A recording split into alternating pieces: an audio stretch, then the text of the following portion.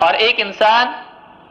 دنیا میں ہر چیز کی تیاری کرتا ہے، لیکن قبر کی تیاری اس نے کی ہے کہ نہیں کی ہے، یہ سوال کسی اور سے پوچھنے کی ضرورت نہیں ہے، آدمی اپنے آپ سے پوچھے کہ میں نے اپنی قبر کی تیاری کی ہے کہ نہیں کی ہے، میں نے آخرت کی تیاری کی ہے کہ نہیں کی ہے۔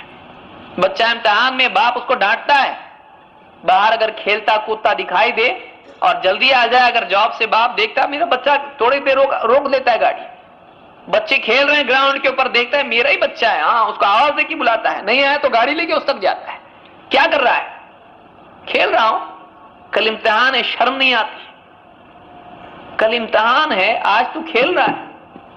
یہی بچہ اگر باپ سے پوچھے آپ کا بھی تو امتحان قبر میں ہونے والا ہے، آپ یہ کیا کر رہے ہو؟ میں تو بچہ ہوں، میں مکلف نہیں ہوں، یہ دنیا کا امتحان ہے، جنت جہنم کا نہیں ہے۔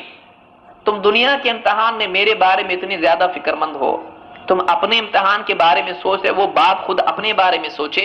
کہ میرا جنت اور جہنم کا امتحان ہے جس میں میں آج ہوں، اس وقت میں میرا امتحان جاری ہے، آخری سانس تک چل رہا ہے، اور مجھ سے پوچھا جائے گا میں نے اس امتحان کی کیا تیاری کی ہے۔ ہر آدمی اپنے بارے میں سوچے، ہر آدمی غور کرے۔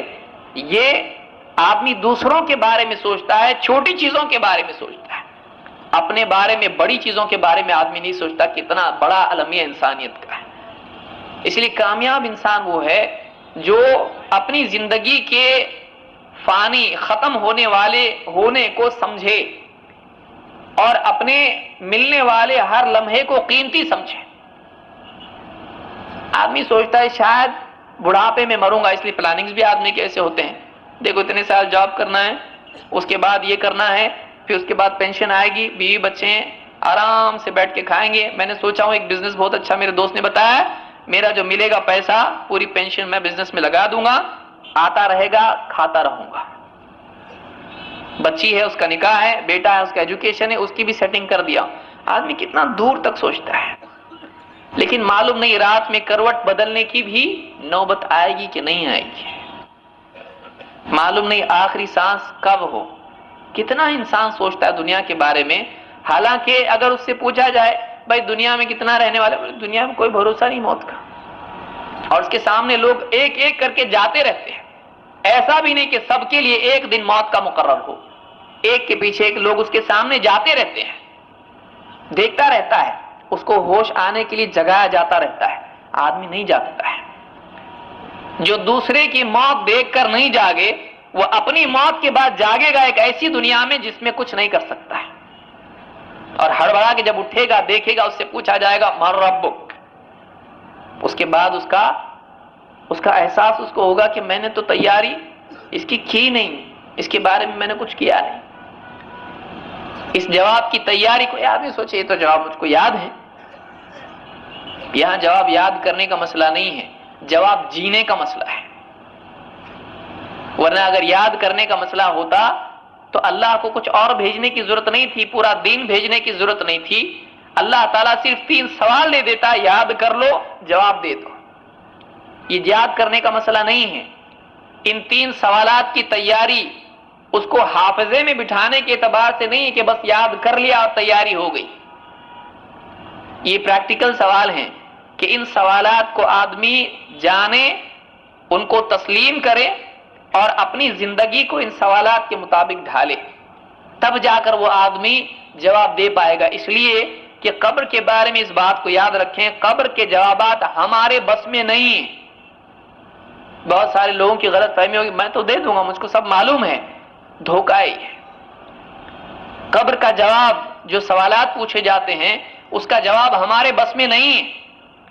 اس کا جو جواب ہے وہ اللہ کی توفیق کے بغیر آدمی نہیں دے سکتا ہے۔ اسی لیے قرآن کریم میں اللہ تعالیٰ فرماتا ہے سورہ ابراہیم میں،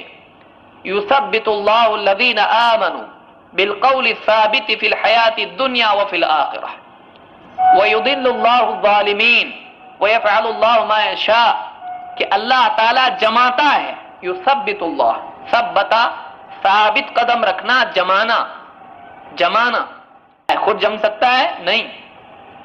یثبت اللہ الذین آمنوا، اللہ تعالیٰ ایمان والوں کو جماتا ہے، بالقول الثابت، ایک مضبوط بات پر، ایک مضبوط قول کے ذریعے لا الہ الا اللہ محمد رسول اللہ جو کلمہ پڑھتا ہے، اس کے ذریعے سے اللہ تعالیٰ جماتا ہے ایمان والوں کو، کہاں؟ فی الحیات الدنیا و فی الآخرہ، دنیا کی زندگی میں بھی اور آخرت میں بھی، دنیا میں بھی اور آخرت میں بھی۔ تو اللہ کی توفیق کے بغیر کوئی اس امتحان میں جم نہیں سکتا ہے۔ اگر اللہ تعالیٰ توفیق نہ دے، اسی لیے اللہ نے فرمایا وَيُضِلُّ اللَّهُ الظَّالِمِينَ، اور ظالموں کو اللہ تعالیٰ بھٹکا دیتا ہے، یہ جواب نہیں دے پاتے ہیں۔